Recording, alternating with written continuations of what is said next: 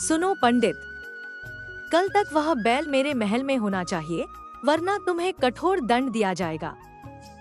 राजा के क्रोध से भरे शब्द पूरे दरबार में गूंज उठे। ब्राह्मण ने हाथ जोड़कर कांपती आवाज में कहा, महाराज, वह बैल मेरे लिए पुत्र समान है। उसके लिए मैं कोई भी दंड सहने को तैयार हूँ। लेकिन आखिर एक राजा एक साधारण बैल को क्यों चाहता था? और एक गरीब ब्राह्मण उसे अपने बेटे जैसा क्यों मानता था? यह जानने के लिए सुनिए आज की अद्भुत कहानी। बहुत समय पहले सुदर्शनपुर नाम के एक छोटे से गांव में हरिदास नाम का एक गरीब ब्राह्मण रहता था। उसका जीवन बेहद साधारण था। न माता पिता, न पत्नी, न कोई संतान। वह इस दुनिया में बिल्कुल अकेला था। हरिदास रोज सुबह जल्दी उठकर स्नान करता, पूजा करता और फिर गांव के घरों में जाकर पूजा पाठ कराता। बदले में कोई उसे थोड़ा आटा देता, कोई चावल तो कोई कुछ सिक्के। उसी से उसका गुजारा चलता था।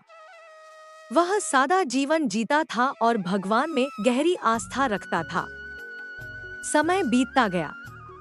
एक दिन उसके मन में एक विचार आया, आज तो मैं जवान हूँ, काम कर सकता हूँ, लेकिन जब मैं बूढ़ा हो जाऊंगा तब मेरा सहारा कौन बनेगा? यह सोचकर वह बहुत चिंतित हो गया। उसने निश्चय किया कि अब उसे भविष्य के लिए कुछ बचत करनी चाहिए। अब वह पहले से ज्यादा मेहनत करने लगा। धीरे धीरे उसने अनाज बेचकर और पूजा पाठ से मिले धन को जोड़कर 1000 स्वर्ण मुद्राएं जमा कर ली। एक दिन गांव की एक बूढ़ी महिला ने उसे बुलाया।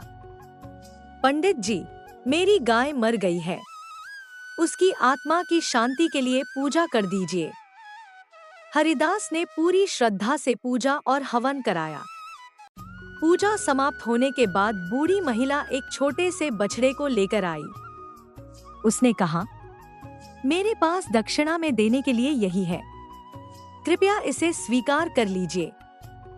हरिदास पहले तो चौंका, लेकिन फिर उसने सोचा, यह मेरे अकेलेपन का साथी बन जाएगा। और वह बछड़े को अपने घर ले आया।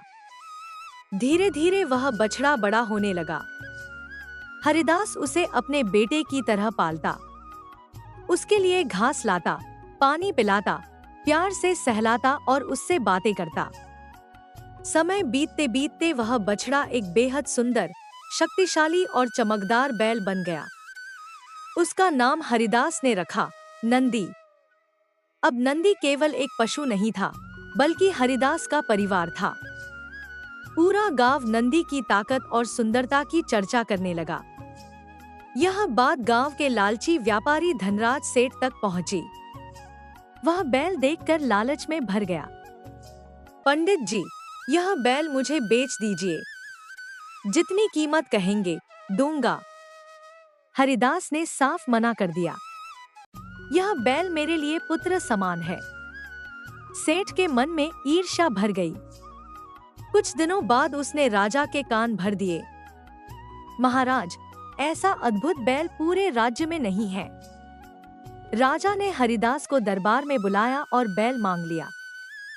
जब हरिदास ने मना किया, तो राजा ने सैनिकों से बैल छीनकर महल में बंधवा दिया। लेकिन महल पहुंचते ही नंदी ने खाना पीना छोड़ दिया। वह उदास रहने लगा।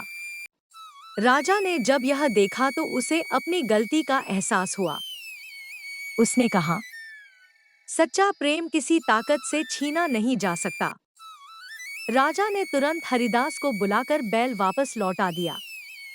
जैसे ही नंदी ने अपने मालिक को देखा, वह खुशी से उछल पड़ा। उसकी आंखों में चमक लौट आई। यह देखकर गांव में दोनों के प्रेम की चर्चा और बढ़ गई। लेकिन सेठ धनराज अब और जलने लगा। एक दिन नंदी ने अचानक हरिदास से कहा, मालिक, अब समय आ गया है कि मैं आपकी गरीबी दूर करूं। हरिदास चौंक गया। तुम बोल कैसे रहे हो? नंदी बोला, मैं साधारण बैल नहीं हूं। नंदी ने एक योजना बनाई। उसने कहा, सेठ से शर्त लगाइए कि मैं 5 अनाज से भरी गाड़ियों को अकेले खींच सकता हूँ। शर्त तय हुई। अगर बैल जीत गया तो सेठ 15,000 स्वर्ण मुद्राएं देगा। पूरा गांव देखने आया। शुरुआत में नंदी ने एक बार कोशिश की, लेकिन गाड़ियां नहीं हिली। भीड़ हंसने लगी। सेठ मुस्कुराने लगा। लेकिन दूसरी बार नंदी ने पूरी शक्ति लगाई। धीरे धीरे पांचों गाड़ियां चलने लगी। पूरा मैदान तालियों से गूंज उठा।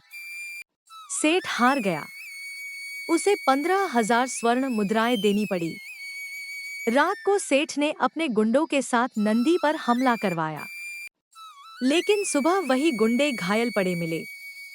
नंदी अकेला खड़ा था। तब हरिदास समझ गया कि नंदी कोई साधारण बैल नहीं। नंदी ने अपनी सच्चाई बताई। पिछले जन्म में मैं भी एक ब्राह्मण था। मैंने लालच में एक बछड़े और उसकी मां गाय के साथ अन्याय किया था। उसी पाप के कारण मुझे इस जन्म में बैल बनना पड़ा। लेकिन आपकी सेवा और प्रेम ने मुझे मेरे पापों से मुक्ति दिलाई। हरिदास की आंखों में आंसू आ गए।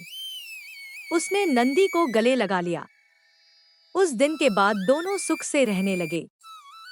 हरिदास के पास धन भी था, सम्मान भी और एक सच्चा साथी भी।